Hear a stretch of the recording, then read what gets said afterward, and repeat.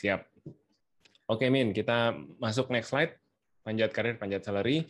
Yang pertama, ini pasti mungkin nggak sekejam ini ya kalau teman-teman ketemu saudara atau ketemu teman lain gitu. Tapi mungkin pernah terjun ke dalam percakapan yang bilang, kok kamu cuma jadi karyawan sih gitu. Cuman jadi karyawan gitu ya. Seakan-akan jadi karyawan tuh warga kelas 2 atau kesannya dipikir gampang kali ya jadi karyawan gitu ya. Kita ngelembur-ngelembur, weekend masih dicariin bos, deadline dikejar-kejar bos gitu ya. Apa deadline udah selesai, di bos diam aja, boro-boro saya thank you, langsung dilempar kerjaan selanjutnya gitu kan. Nah, karyawan eh,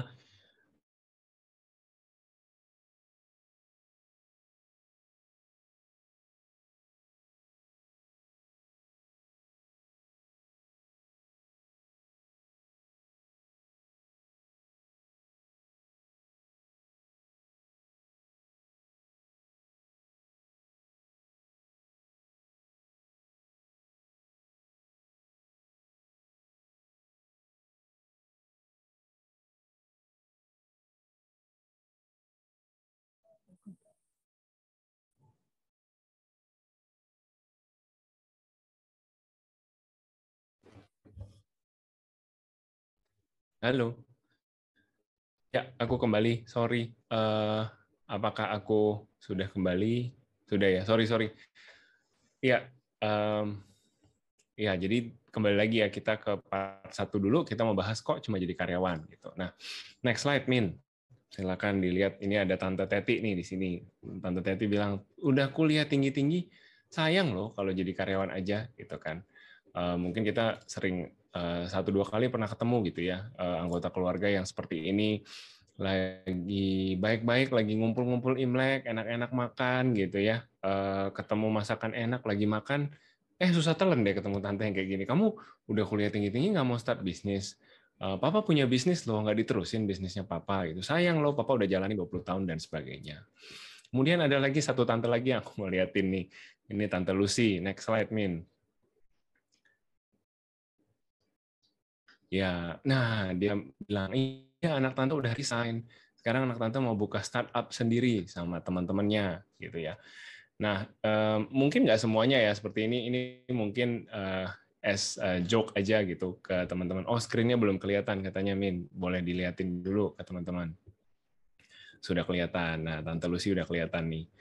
Ya, jadi mungkin Tante Tenti dan Tante Lucy ini tentu fiktif ya, tapi aku yakin to some extent teman-teman pasti pernah ngerasain dapat pressure untuk lebih sukses dari sekarang gitu. Meskipun sebenarnya kalau dipikir-pikir jadi karyawan seperti sekarang juga udah penuh dengan perjuangan gitu ya, penuh dengan yang tadi kita bilang di awal ya, deadline harus dikejar, harus jaga hubungan sama teman-teman di kantor, harus ikutin maunya bos sampai ke ujung dunia gitu kan. Kadang weekend masih dicariin gitu ya.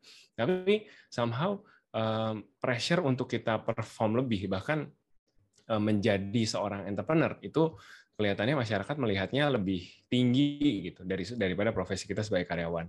Coba next slide, Min. Jadi ini kartu nama gitu ya. Pada saat kita tukeran kartu nama, yang penting kartu namanya anak tante CEO ya. Lebih keren gitu kayaknya kalau jadi CEO. Ini kartu namanya Mark Zuckerberg ya. Ini kartu nama beneran guys. Jadi dia bikin kartu nama I'm CEO bitch katanya. Pada saat Facebook baru mulai gitu ya di awal-awal Facebook gitu ya, dia bangga sekali ceritanya jadi CEO Facebook. Nah mungkin apa? Iya, ini boleh percaya, boleh enggak ya. Ada yang bilang astaga di chatroom, tapi beneran ini kartu. This is his actual name card in the beginning of Facebook. Nah, that's the emphasis our society puts on becoming a CEO. Dan satu lagi yang aku mau share, next slide. Itu, jadi kata ini siapa nih? Menteri Investasi garis miring Kepala BKPM Bahlil Lahadalia mengatakan karyawan tidak mungkin menjadi orang kaya seperti pengusaha, gitu katanya. Jadi banyak pressure sebenarnya yang nggak tahu realistis apa enggak nih menurut teman-teman ditempatkan kepada karyawan. Seakan-akan ya oke kamu karyawan gitu, tapi kamu tidak kamu kalah sakti dengan entrepreneur. Katanya entrepreneur nih memberikan lowongan kerja buat banyak orang, menjadikan orang-orang menjadi gantungan rezeki, sumber rezeki buat banyak orang dan lain sebagainya. Dan yang paling bikin aku jengkel adalah pas baca berita ini adalah sebenarnya penggunaan kata-kata orang kaya, gitu kan.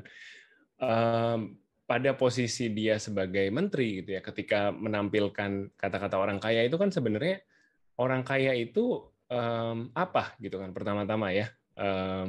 Makanya aku intrik sekali dengan Yami dengan akun saya kaya awal-awal tuh, wah kaya nih, ini bahas apa sih ini, apa sih yang dimaksud dengan kaya gitu. Dan so far aku ngelihat edukasinya sudah tepat sih kalau aku ngelihatnya, gimana kita diajarkan untuk bahwa kaya itu mindset gitu, bahwa kaya itu kita yang tentuin sendiri, kaya itu bukan kita yang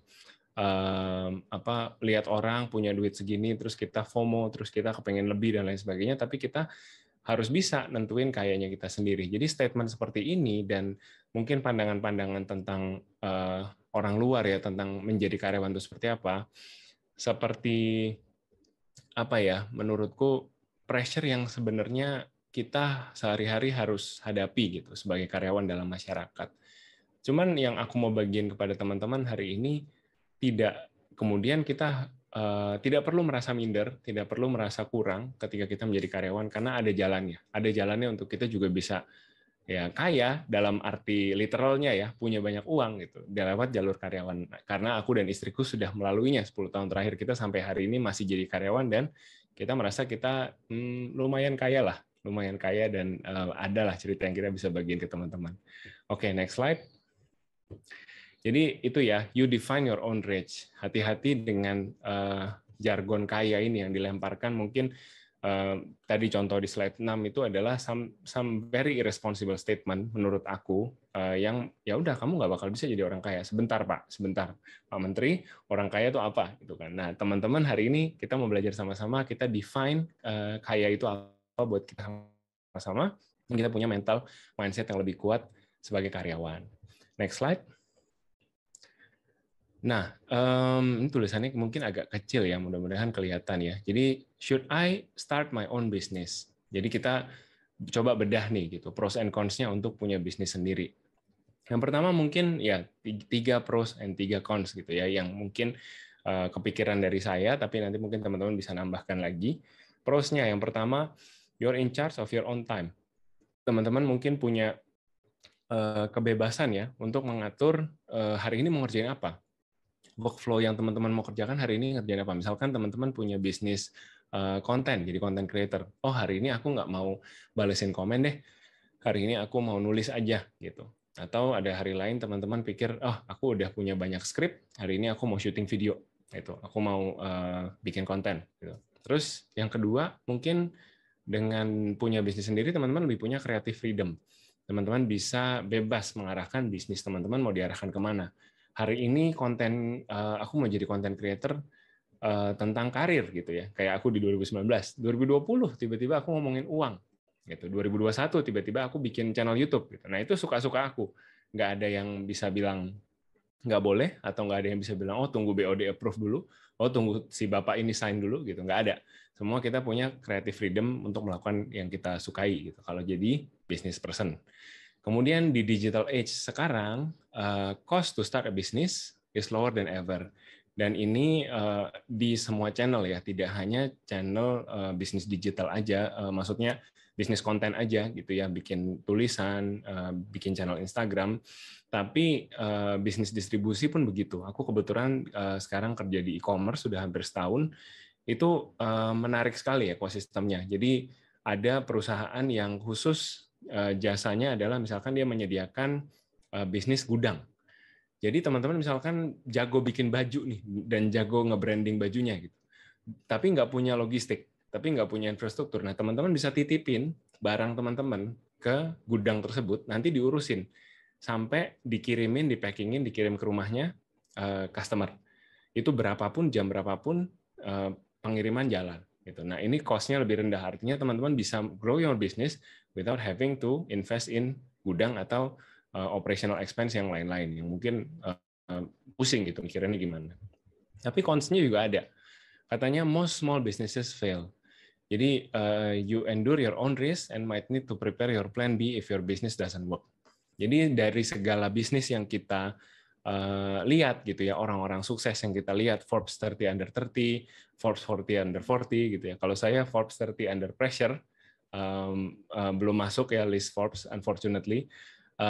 Ya, tidak semua bisnismen masuk situ. Gitu. Justru lebih banyak lagi yang gagal. Justru lebih banyak lagi yang bisnisnya harus pivot.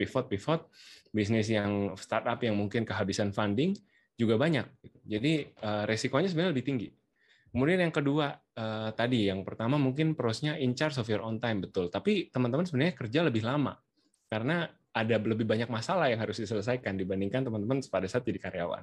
Kemudian capital, pastinya butuh modal gitu ya untuk memulai bisnis dan tidak semua kita punya backing capital yang dibutuhkan. Next slide, gimana sih kalau jadi karyawan? Coba kita lihat pros and cons-nya gitu. Pros and cons-nya kalau jadi karyawan, pertama kamu bisa jadi profesional. Kamu bisa jualan dan kamu bisa dinilai berdasarkan specific set of skills. Jadi aku sudah 10 tahun bekerja jadi HRD, maka orang-orang taunya aku orang HRD. Ketika aku di interview, ketika aku ditanya kamu punya skill apa, oh aku bisa rekrutmen, aku bisa nginterview baik dari level fresh graduate sampai middle manager dan lain sebagainya. Aku yakin di sini banyak teman-teman profesional yang ya udah begitu. Jadi kalau kita di HRD istilahnya pro hire. Nah, cariin aku pro hire dong. Nah, itu pro hire tuh artinya itu seseorang yang sudah profesional, dia ngerti apa yang dia kerjakan, kita hire dia bisa langsung lari ibaratnya dari hari pertama. Kemudian yang kedua clear path. Jadi kalau teman-teman riset dan cari tahu tentang karir teman-teman, sebenarnya kebanyakan dari karir-karir itu punya jalur yang bisa diikutin. Gitu ya. Kalau karirku sendiri misalkan jadi HRD sekarang, kalau aku ikutin lagi mungkin 10 tahun lagi ada jalur ke direktur HRD. Gitu. Itu tangga paling atasnya katanya gitu kan, karir ladder kalau bahasa Inggrisnya. Nah, kemudian yang ketiga, prosnya, kamu nggak butuh modal untuk jadi karyawan. The only capital you need is human capital, artinya kalian sendiri gitu ya.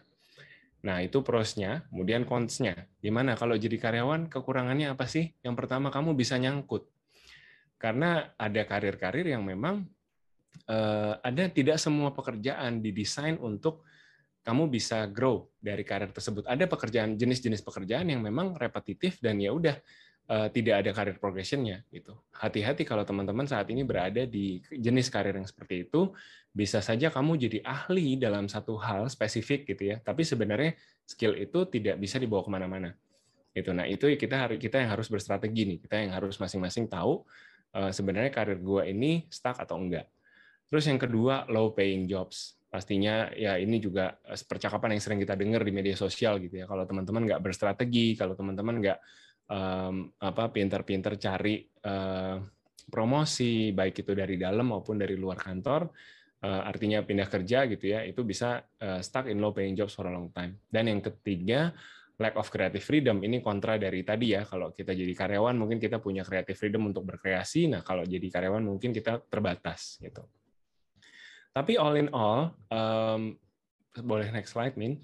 Buat aku dan istri, kami bukan entrepreneur dan kami tidak akan pernah jadi entrepreneur sampai saat ini ya. Kami masih berpikir kami baik-baik saja jadi karyawan. Kenapa? Karena pertama yang kami rasakan adalah 10 tahun terakhir growing our career successfully has been the path that we choose.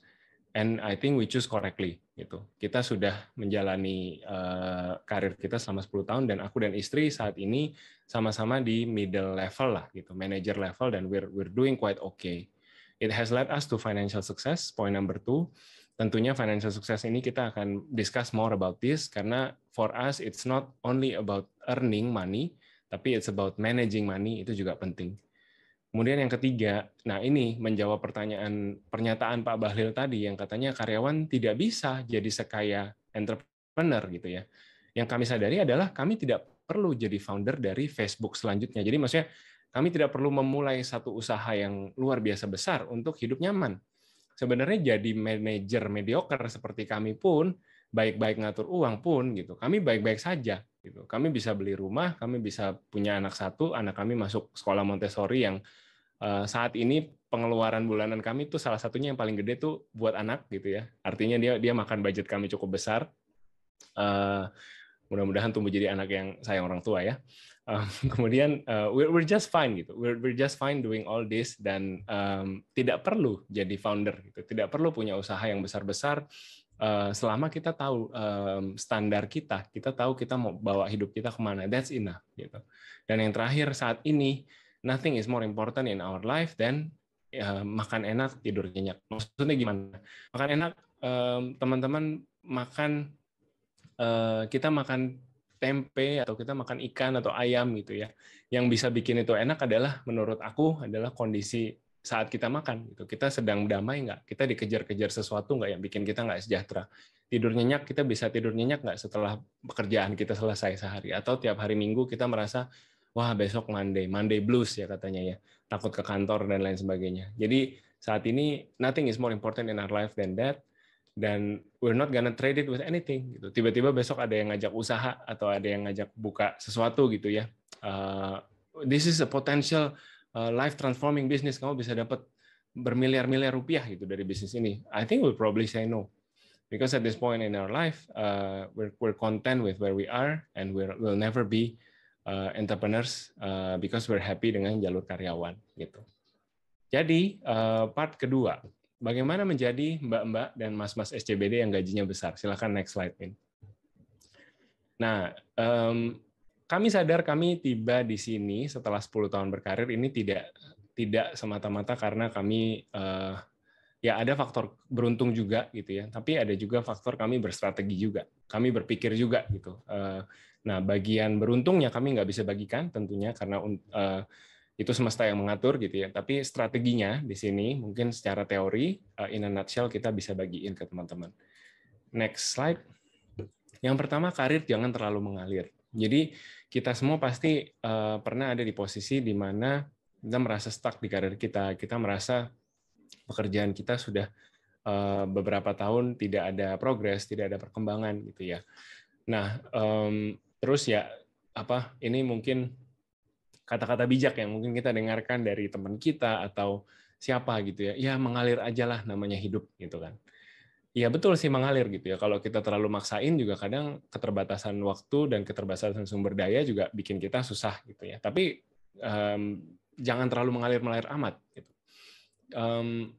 Teman-teman yang teman-teman bisa lakukan ya ketika sedang memikirkan karir teman-teman adalah pertama-tama mungkin hal simple, do your salary research. Do market research. Sekarang data itu sudah luas sekali, banyak sekali bisa didapatkan di internet, baik maupun yang resmi, yang dikeluarkan dari lembaga-lembaga rekrutmen agencies gitu ya, Michael Page, Robert Walters. Setiap tahun kita tahu Kelly Service, mereka ngeluarin salary survey, itu teman-teman bisa jadikan acuan. Atau yang unofficial ada beberapa akun HRD di Twitter yang ngeluarin survei tahunan itu juga ada. Nah, teman-teman bisa pakai data tersebut untuk jadiin acuan. Biasanya kalau dari point of view HRD, kalau seseorang tidak dipromosi, increment yang akan didapatkan tahun ke tahun ya setidaknya akan minimal di atas data inflasi. Nah, data inflasi ini dari mana? Biasanya HRD dari industri yang sama. Aku cukup lama jadi HRD di perbankan. Nah, kita suka beli data. Jadi kita beli data dari bank-bank lain yang kita mau benchmarking. Kamu naikin gaji karyawanmu berapa persen sih gitu. Nah, dari data tersebut kita putuskan secara internal gitu ya. Aku tahun ini mau naikin gaji semua karyawan sekian persen gitu. Jadi kalau teman-teman punya target pribadi untuk misalkan aku mau naik gajinya 15% per tahun. Itu sudah aku jamin pasti 100% tidak bisa kalau hanya diam-diam saja dan tidak berprestasi di kantor. Mengharapkan kantor berbaik hati naikin gaji kalian itu tidak mungkin terjadi. Jadi kalau kalian ingin 15% per tahun, artinya tiap tahun kalian harus dipromosi.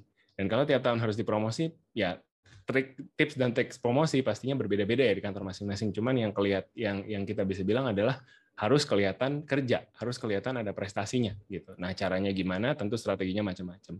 In our case, kita dua pribadi yang berbeda nih. Aku dan istri sama-sama berkarir, tapi umurku di perusahaan tuh lebih pendek dari istriku. Aku dalam 10 tahun kerja, perusahaannya ada 8. Jadi kurang lebih setahun sekali, 2 tahun sekali aku pindah kerja. Sementara istriku lebih lama umurnya di kantor-kantornya, rata-rata 3-4 tahun di setiap kantor. Gitu. Jadi dia perusahaannya baru 3 kalau nggak salah. Nah, jadi aku nggak bisa bilang juga bahwa kamu harus pindah kerja, harus rajin pindah kerja supaya gaji kamu cepat naik. Itu juga, that's not always true. That's not always true. Tapi juga diam-diam di satu kantor dalam waktu yang lama tanpa memikirkan pergerakan salary kita gitu ya, nggak gerak-gerak, itu juga salah gitu. Jangan ya makanya jangan terlalu mengalir, tapi juga jangan terlalu ngotot juga gitu. Next slide, Min. Nah, ini yang mungkin teman-teman juga udah sering lihat harusnya ya, growth mindset ini penting buat kita pegang dalam berkarir. Sebenarnya ini satu studi yang dilakukan oleh psikolog di Amerika, namanya Carol Dweck. Jadi psikolog ini memberikan soal matematika ke anak-anak TK. Ya, dia menemukan bahwa ada 2 jenis pola pikir. Ada anak-anak yang growth mindset, ada anak-anak yang fixed mindset. Kalau anak-anaknya growth mindset, ketika dikasih soal matematika yang lebih susah, jadi dia curang nih, gurunya curang gitu ya, diam-diam tanpa diketahui anaknya dia kasih soal yang belum pernah dia ajarin. Nah, dia temukan ada dua perbedaan attitude gitu ya. Kalau anak-anaknya punya growth mindset, anak-anaknya akan cari tahu, Bu, ini saya belum pernah belajar, tapi boleh nggak saya diajarin? Atau Bu, ini saya bisa baca dari chapter berapa gitu. Jadi ada usaha untuk mencari tahu jawabannya meskipun saya belum pernah diajarin. Tapi begitu didapatkan anak-anak yang fixed mindset, dia berkata, saya belum pernah belajar ini, udah selesai. Dia nggak apa-apain soalnya, dia nggak kerjain. Jadi, nah dari riset itu dia menemukan bahwa si Bu Carol ini menemukan bahwa orang dewasa juga gitu. Orang dewasa juga punya tendensi growth mindset atau fixed mindset. Artinya kalau kita dipertemukan jalan yang kita belum pernah hadapi sebelumnya gitu ya, aku gimana ya karirnya dan lain sebagainya, teman-teman harus punya tentunya growth mindset gitu ya. Gimana caranya kita bisa ngembangin karir kita lebih lagi. Nah, beberapa tips and tricks bisa di slide selanjutnya untuk mendesain karir kita. Yang pertama, research about yourself. Next slide, Min. Identify your strength and weakness. Be aware of what you like and dislike. Jadi masing-masing kita pasti punya kelebihan, kekurangan masing-masing. Aku tipe orang yang tidak percaya bahwa kita harus fokus pada kekurangan. Ya, kalau di interview kan suka ya pertanyaan template apa kekurangan dan kelebihan kamu gitu. Nah, aku tidak percaya bahwa kita harus berusaha memperbaiki kekurangan-kekurangan kita. Dalam hal ini ya, dalam hal pekerjaan profesional. Gitu. Kalau dalam hal hubungan suami istri lain cerita, silakan bicarakan dengan pasangan masing-masing. Tapi kalau untuk pekerjaan profesional, yang aku percaya adalah teman-teman sudah punya strength tertentu dan manfaatkan gitu. Manfaatkan kekuatan-kekuatan tersebut instead of focusing on things that you are bad at, things that you are lacking at gitu. Ya tentu harus diperbaiki, tapi lebih baik kalau kita fokus untuk meningkatkan skill kita yang sudah bagus. Kemudian yang kedua, cari tahu tentang industrinya. Jadi teman-teman pasti juga mengamati ekonomi, pasti juga mengamati turun naiknya bisnis gitu ya, tren market seperti apa. Apakah satu bisnis ini akan jadi industri yang menjanjikan di masa depan? Kalau kita analisa saham kan gitu ya, gitu. Katanya, oh cukai rokok lagi tinggi, makanya saham rokok turun terus, gitu. Atau ini ada perusahaan FMCG yang dulu blue chip dan diagung-agungkan semua orang, sekarang kenapa turun terus gitu ya. Nah, pola pikir yang sama sebenarnya bisa diaplikasikan juga ke karir desain. Kalau teman-teman ya mungkin kalau masih fresh grade sekarang ya udah kepepet gitu ya, mana yang gajinya paling gede dan nawarin job offer duluan ya gue masuk dulu gitu kan. Tapi lama-kelamaan kan ketika udah kerja 3 tahun, 5 tahun, teman-teman udah bisa lihat kira-kira teman-teman gue pada kemana nih gitu. Ini yang aku lakukan sekitar 2-3 tahun lalu saat aku pivot ke teknologi. Jadi aku menyadari bahwa portfolioku sebagai karir terlalu HRD perbankan banget. Perbankan lagi gitu kan, nggak seksi banget karirnya gitu. Nah, terus aku perlahan-lahan melihat nih, wah bank pada bikin produk ini nih digital banking gitu kan. Akhirnya aku berusaha masuk ke salah satu bank yang punya produk digital banking. Masuklah, berhasil. Dan aku meneruskan dengan sekarang, aku pindah sekalian ke e-commerce, keluar dari banking industry karena aku pengen punya portfolio itu. Gitu. Aku sadar banking itu adalah industri yang ya mungkin tidak akan kemana-mana, sooner or later, tapi juga inovasinya tidak secepat teman-temannya di bidang financial technology atau dari teknologi sektor. Jadi itu yang aku desain untuk karirku sendiri. Aku harus pivot nih, keluar dari banking, pindah ke industri yang sedang growing. Yang pada observasiku saat ini adalah teknologi company. Gitu. Kemudian yang ketiga tentunya, ini aku tadi pagi baru ngasih TED Talks di BSD. Aku bilang di sana, di perusahaan, di professional setting, tidak ada yang peduli passion kamu apa. Yang orang-orang pedulikan adalah kamu bisa selesaikan masalah apa di kantor gitu. Jadi while it's necessary ya mungkin buat kita sebagai profesional untuk punya mindset untuk tahu passion kita apa, pengen tahu kita sukanya apa dan segala macam, tapi pastikan teman-teman punya skill tadi ya profesional gitu. Skill yang teman-teman sudah acquire, dan kalau orang datang ke teman-teman minta solusi, ya teman-teman bisa berikan solusi gitu. Nah, itu yang laku gitu. Itu yang laku dijual sebagai profesional. Dan itu kita semua harus pikirin sama-sama masing-masing apa yang kita mau bawa ke karir profesional masing-masing. Next slide. Nah, ini ada hubungan sama ceritaku tadi gitu ya. Jadi tidak ada industri yang kebal disrupsi.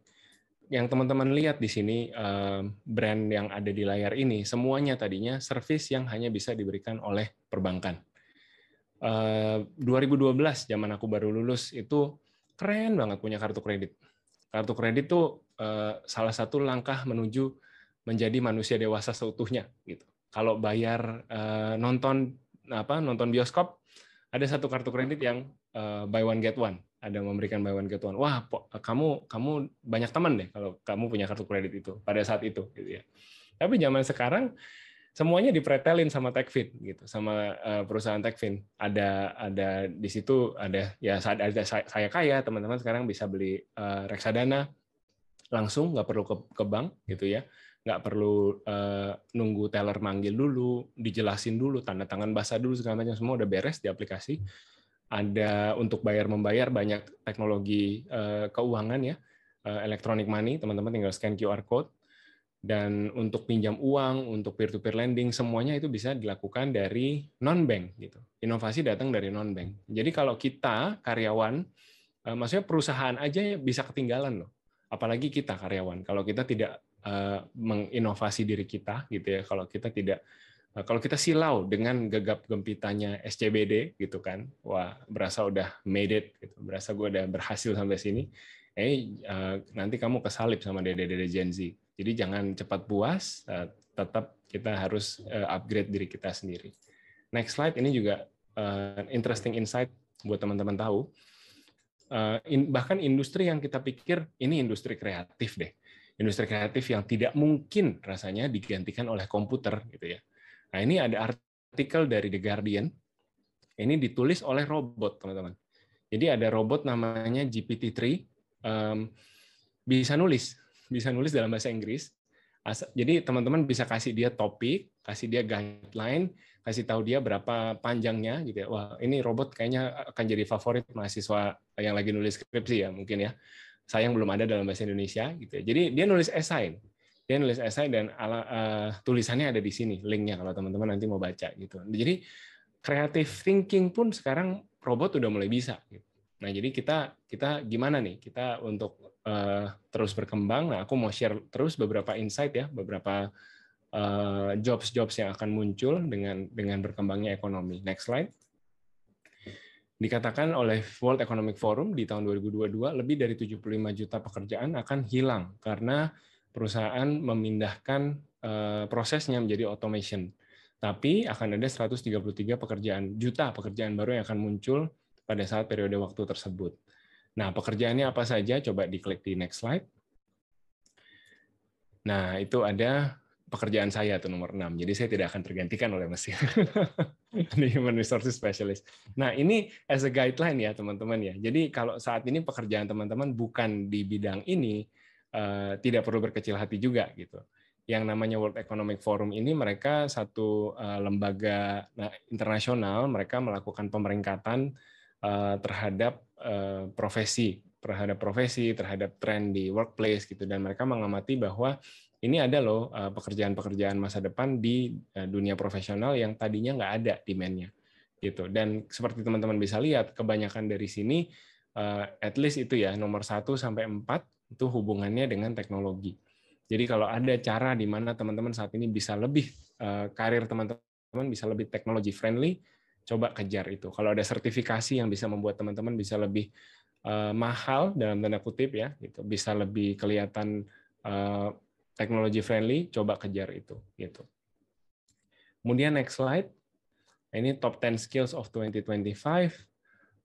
Ini juga ya aku mungkin nggak akan go into too much detail, tapi di sini teman-teman bisa lihat ya, yang selain dari kita problem solving yang warna biru muda itu untuk problem solving, kemudian yang kuning itu working with people, gimana caranya kita bisa bekerja dengan orang lain, dan teknologi use and development yang biru tua, ada juga warna hijau. Nah, warna hijau ini bagaimana kita bisa memanage diri kita sendiri. Jadi di situ ada active learning and learning strategies, di mana teman-teman meskipun dalam kesibukannya bisa terus belajar dan mengupgrade diri. Kemudian ada di situ resilience, stress tolerance, dan flexibility. Ini adalah skill-skill yang kita perlu develop sendiri. Iya, blur, nggak bisa lihat, sorry ya. Layarnya kecil, tapi mungkin nanti teman-teman bisa, sebenarnya ini reportnya teman-teman bisa baca, namanya Future of Jobs Report, masa depan dari dunia kerja. Dari World Economic Forum.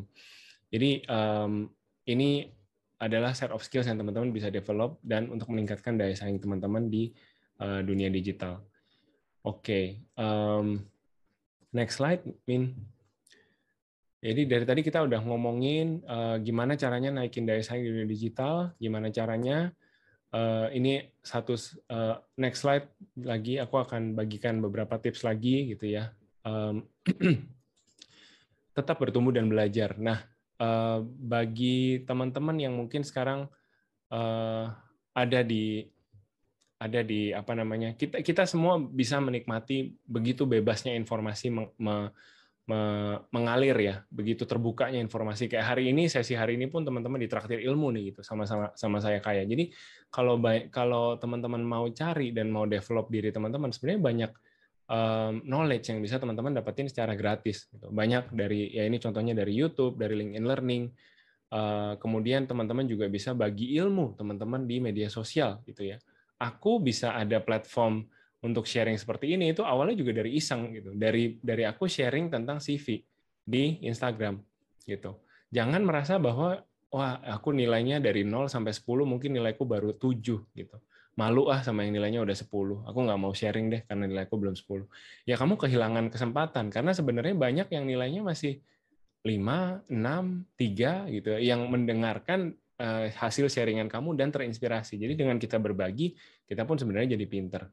Dan yang tadi nomor 4 ya, siap terdisrupsi, rendah hati untuk belajar lebih lagi. Oke, next slide. Nah, ini juga hal penting yang aku mau share gitu dari satu buku ya, Cal Newport yang menulis namanya susah, ini nggak usah dicatat, ada di slide selanjutnya. Dia bilang, don't follow your passion, instead pursue mastery. Maksudnya gimana? Karena coba langsung next slide aja, biar teman-teman bisa lihat nama yang nulis.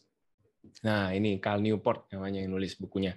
Jadi si Cal Newport nih bilang, jangan ikutin passion, tapi kamu harus punya skills, kamu harus punya mastery, kamu harus ahli dalam satu bidang. Supaya apa? Supaya kamu laku dijual. Gitu. Karena dalam pasar karir, kitalah produknya. Gitu kan.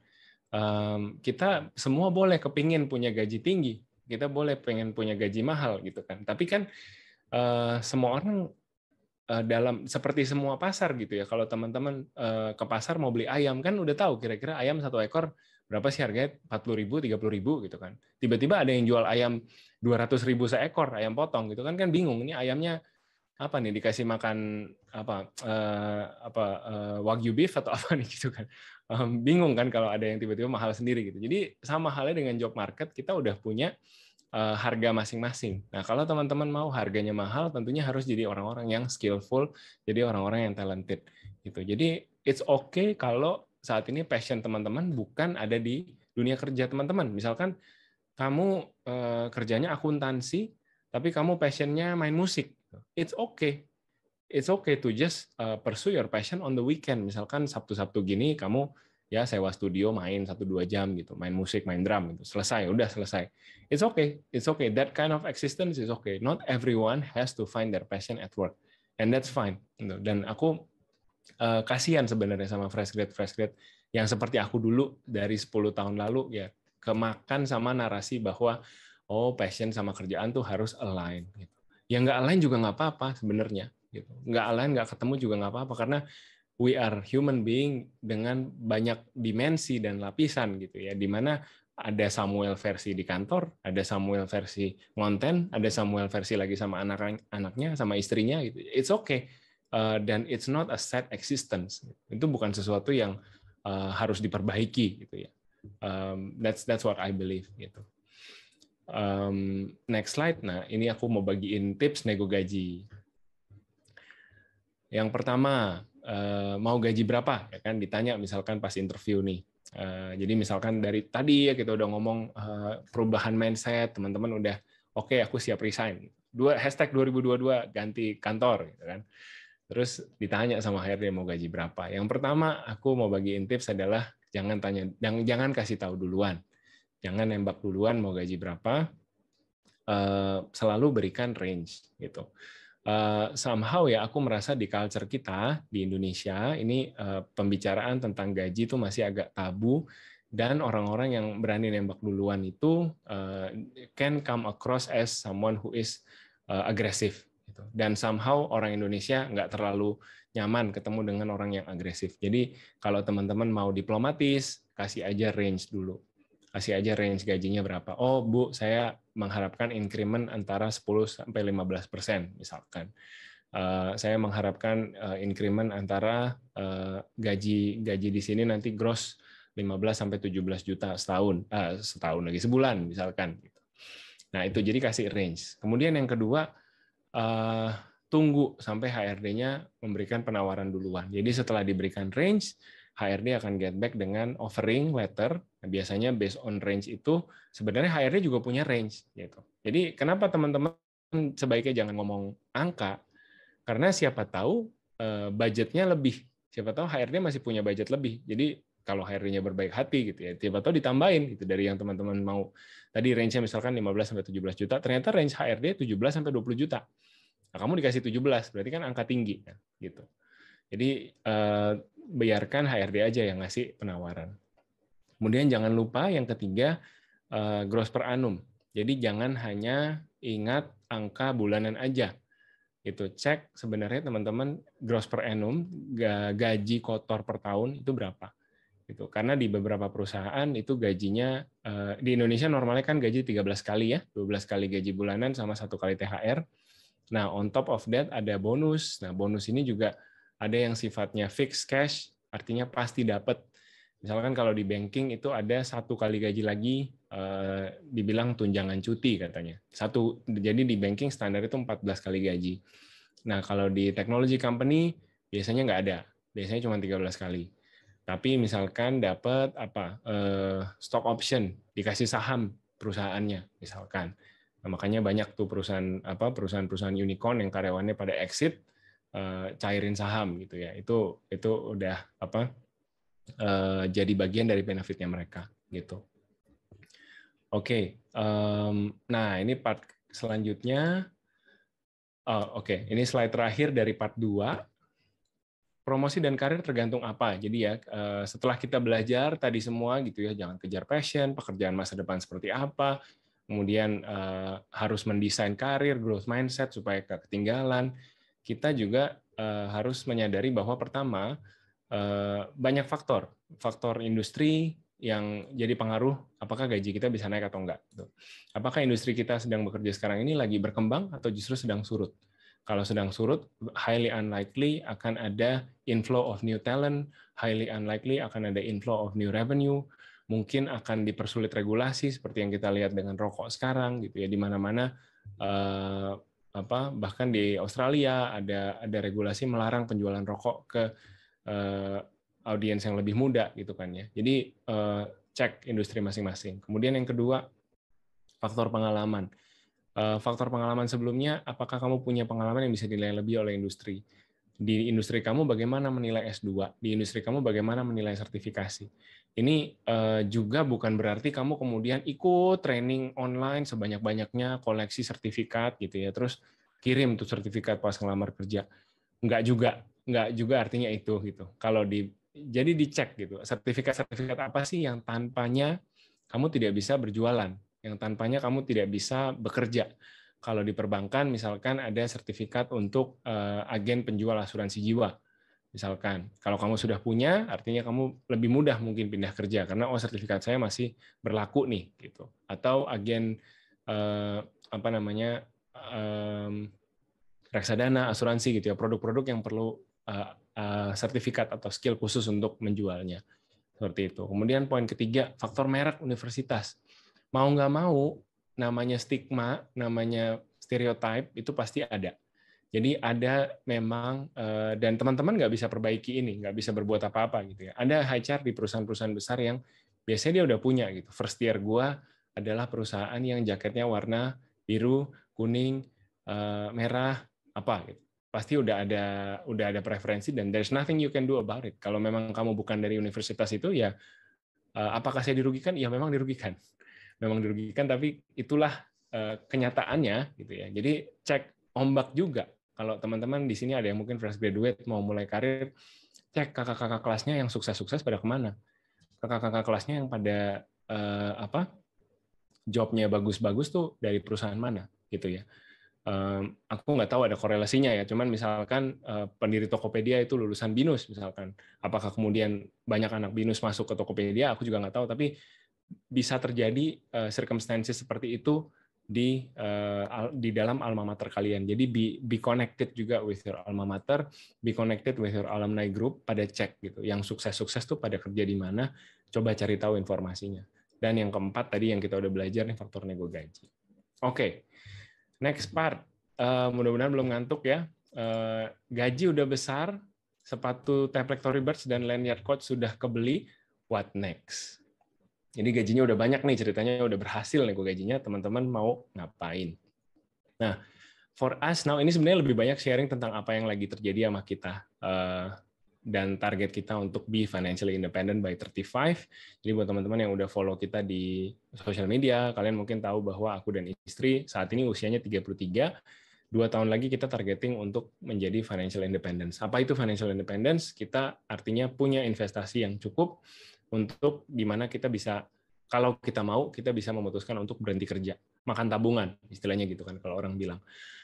Nah, apakah kami akan berhenti kerja? Kami nggak tahu. Apakah umur 35 nanti, ya oke, I will pull the plug, I will say goodbye kantor, aku akan resign, aku nggak tahu, gitu ya. Tapi itu jadi target kita berdua saat ini. Dan tadi Yamin bilang, duta Bapak Frugal Living Indonesia. Apa itu Frugal Living? Aku juga mau share sedikit buat teman-teman. Oke, next slide. So, for us, Frugal Living artinya we are buying our money printing machine.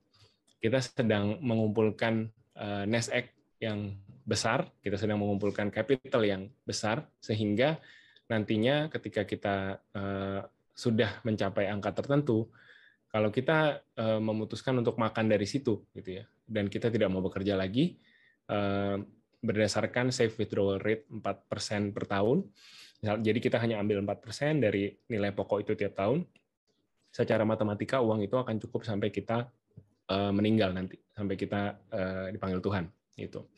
Nah, aku mesti garis bawahin nih, hati-hati sama teman-teman yang sekarang sedang mengumpulkan kekayaan, yang sedang bekerja gitu ya. Ada money printing machine lewat Frugal Living, ada lifestyle trap. Nah, lifestyle trap itu apa? Coba next slide. Nah, ini lifestyle trap. Jadi hati-hati dengan terlihat kaya sama betul-betul kaya gitu ya. Yamin suka bilang OKB gitu ya. Nah, salah satu karakteristik orang kaya baru adalah silau sama yang beginian, sama lifestyle trap gitu. Kalau orang kaya lama dia udah ini mah aku besok mau beli 10 juga bisa handphone gitu ya. Tapi orang kaya baru silau gitu. Wah, duitnya banyak, buat apa ya gitu. Kalau orang kaya lama mungkin duitnya sudah bergenerasi dan demi generasi ada di keluarga saya. Jadi santai aja lah punya duit banyak gitu kan. Tapi kalau ya hati-hati dengan lifestyle trap ini. Latest gadget, latest car, biggest house, expensive wedding, branded bags, dan sugar daddy ya, yang terakhir bercanda ya. Maksudnya adalah gimana kita hati-hati menggunakan uang, karena uang itu kalau kita mau habiskan ke keinginan, ya keinginan nggak ada habisnya. Ini semua di sini keinginan. Nanti setelah ganti handphone yang bobanya 2, pengen yang bobanya 3. Nggak tahu tahun depan bobanya jadi berapa. Mungkin 4 atau belakangnya boba semua, nggak tahu ya. Nah, itu lifestyle trap. Gitu. Padahal perlu nggak sih kita handphone kameranya 3? Gitu. For most of us mungkin nggak perlu. Mungkin yang konten atau bikin foto ya mungkin ada keperluan. Tapi for most of us mungkin 2 cukup. Atau mungkin 1 kamera juga cukup. Gitu. Rumah juga gitu. Rumah, perlu nggak sih rumah gede-gede? Gitu. Atau sebenarnya kita bisa loh make a conscious choice untuk ya udah rumahnya ukurannya segini aja. Meskipun gua mampu beli rumah 2 kali lipat, 3 kali lipat ukuran dari rumah yang sekarang, cuman I don't need more space. I don't need more space. More space will just create clutter for me. More space hanya akan bikin aku jadi kepingin ngisi rumah, gitu kan. Itu jadi duit lagi, harus keluar duit. Sementara aku dan istri happy kok dengan rumah yang ukurannya sekarang. Kita bisa bersihin sendiri, kita nggak perlu bayar pembantu 3-4 gitu ya, satu untuk gosok karpot, satu untuk ngepel, satu untuk masak gitu kan. Sekarang dengan ukuran rumah yang pas buat kita bisa kerjain semuanya sendiri. So it's a win-win for us. So this I want you guys to be careful of the lifestyle trap. Nah, tadi gimana caranya kita beli money printing machine? Next slide-nya, Yamin boleh dilihatin. Jadi escape plan kita untuk keluar dari hamster wheel, ya kan kerja itu seperti hamster wheel ya, lari di tempat gitu ya, kita ngerjain hal yang sama tiap hari dan mungkin di antara teman-teman ada yang suka dengan kerjaannya, nggak apa-apa, it's totally fine gitu. Tapi for us frugal living, savings, meningkatkan savings rate untuk kita bisa keluar gitu ya dari hamster wheel ini, itu it's a goal that we are currently pursuing, dan kita menyadari bahwa wah kalau gue udah kaya, ini kaya dengan definisi gue gitu ya, punya nest egg yang cukup besar tadi, gue bisa memilih untuk nggak kerja lagi. Jadi sekarang apa yang saya lakukan dengan salary from day job, apa yang saya lakukan dengan Instagram income, dengan book royalty, dengan YouTube income, yang saya lakukan adalah saya invest. Saya investasikan ke stock market, saya investasikan ke crowdfunding, peer-to-peer lending ya, time deposit, ini deposito berjangka, kemudian, nah mungkin teman-teman di sini ada yang suka berbisnis, silakan berbisnis juga gitu. Tapi, nah itu tadi, sebenarnya kita bisa nggak sih bebas finansial tanpa berbisnis? Sangat bisa.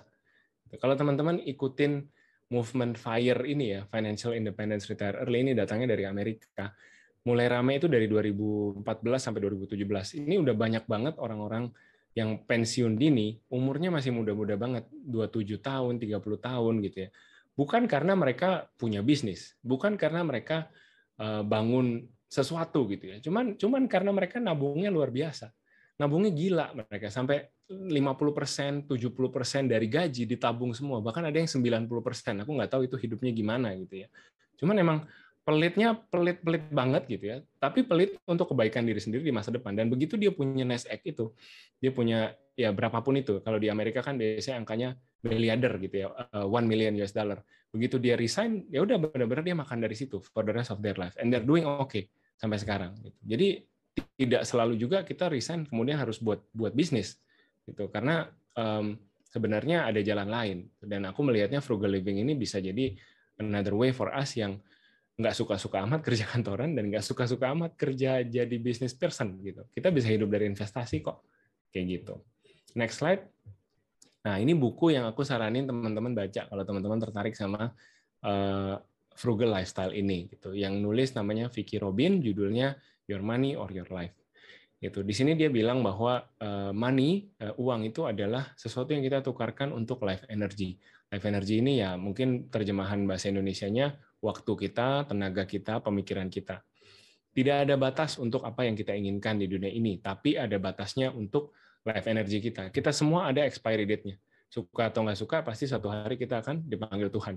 Gitu ya. Lebih cepat kita bisa keluar dari hamster wheel, maka lebih banyak waktu yang kita bisa redeem, kembalikan untuk ya apapun yang kita mau. Kan katanya anak muda sekarang YOLO, kejar passion gitu.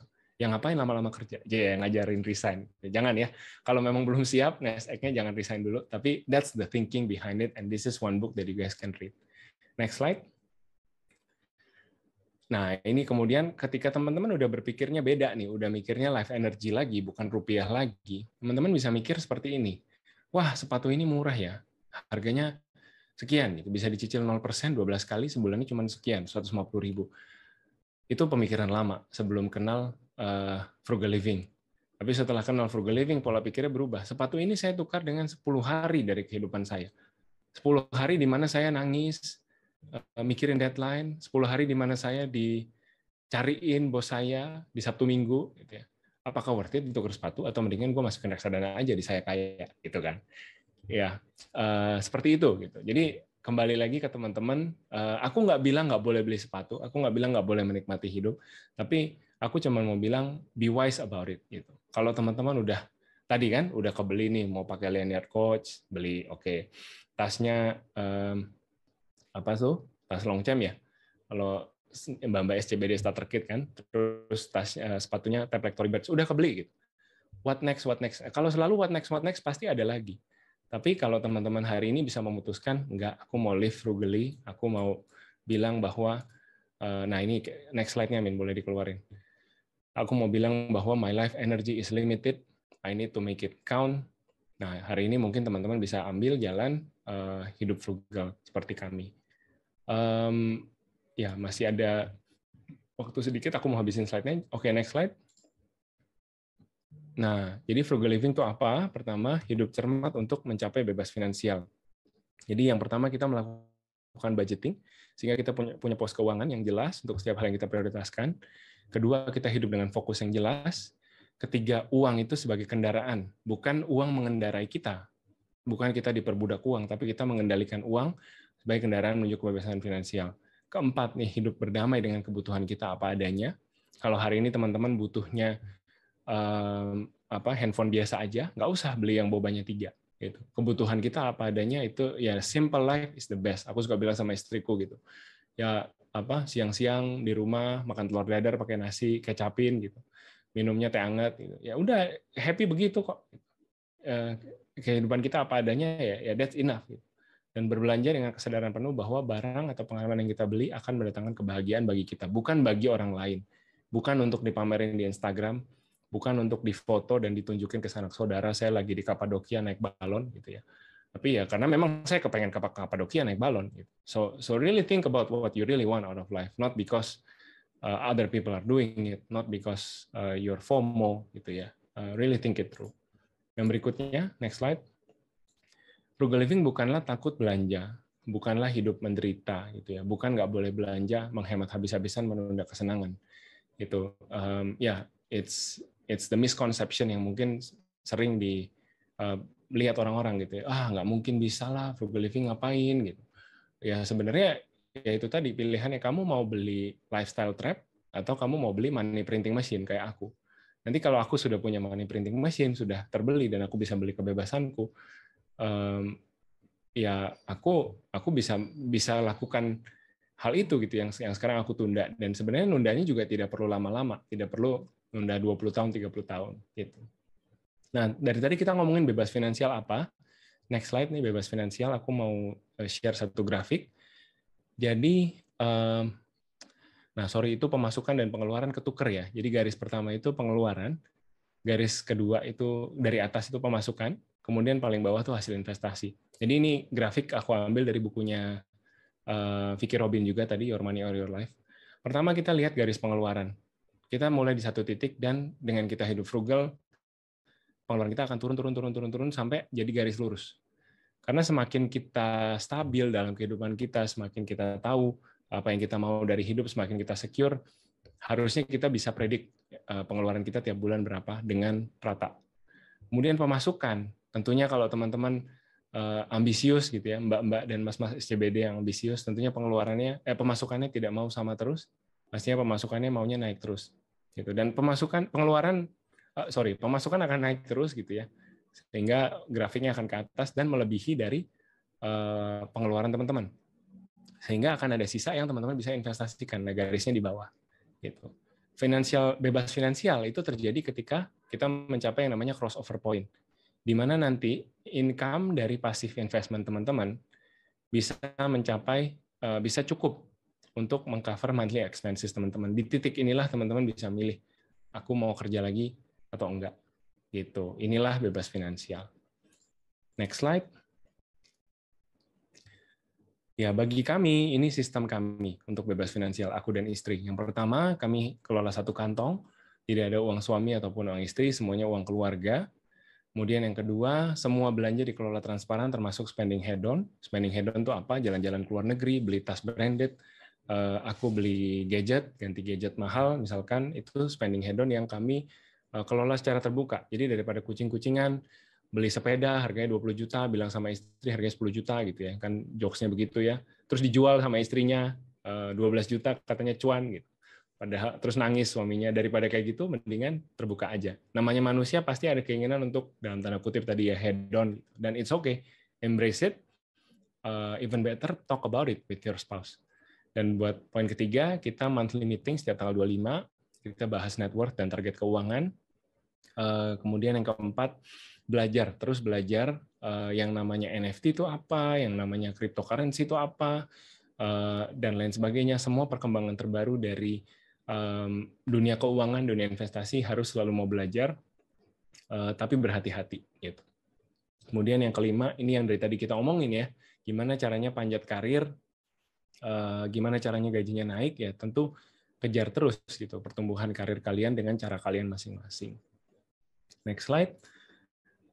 Kapan bisa bebas finansial? Jawabannya akan ada di tanganmu sendiri. Aku mau tutup dengan cerita dari next slide, Uncle Reed. Jadi ini ada satu kakek namanya Ronald Reed. Dia tentara, teman-teman. Dia kerja sebagai tentara di Amerika Serikat, keliling dunia gitu ya, Perang Dunia Kedua. Kemudian setelah perang dia pulang jadi attendance gas station. Dia kerja di pom bensin, kerja jadi OB, kemudian menikah gitu. Nah, sepanjang hidupnya dia terlihat miskin, sangat terlihat susah gitu. Mobilnya mobil tua, mobil bekas gitu. Terus kemudian dia punya jaket nggak pernah ganti, sampai kancingnya lepas semua. Akhirnya dia pakai peniti, dia kancing pakai peniti.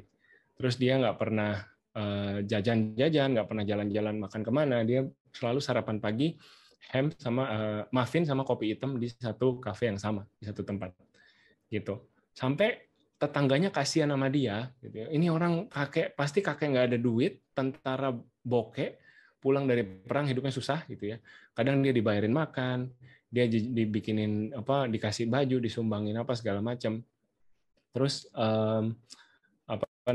sengaja misalkan kalau dia parkir gitu, kalau parkir di luar negeri kan katanya mahal kan, dia sengaja parkir jauh dari tempat tujuan supaya parkirnya bisa lebih murah gitu. Terus dia suka baca buku gitu ya, dia suka ke perpustakaan, dan orang mengira ini kakek nggak ada duit gitu.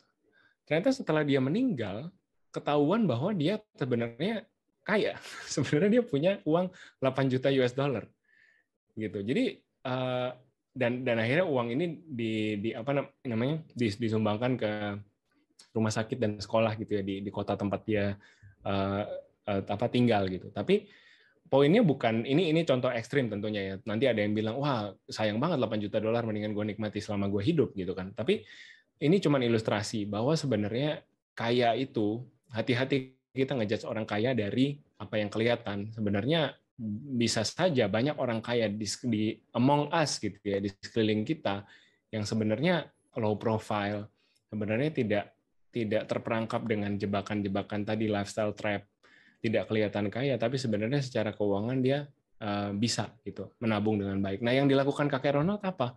Ya dia tidak luar biasa gitu. Dia bukan investment banker yang gajinya double digit gitu ya. Dia bukan siapa-siapa yang pintar gitu, pilih saham segala macam. Dia pakai strategi dollar cost averaging yang teman-teman juga bisa lakukan sekarang gitu. Kalau udah buka rekening Saya Kaya nih, tiap bulan top up gitu ya, beli produk reksadana yang teman-teman percaya,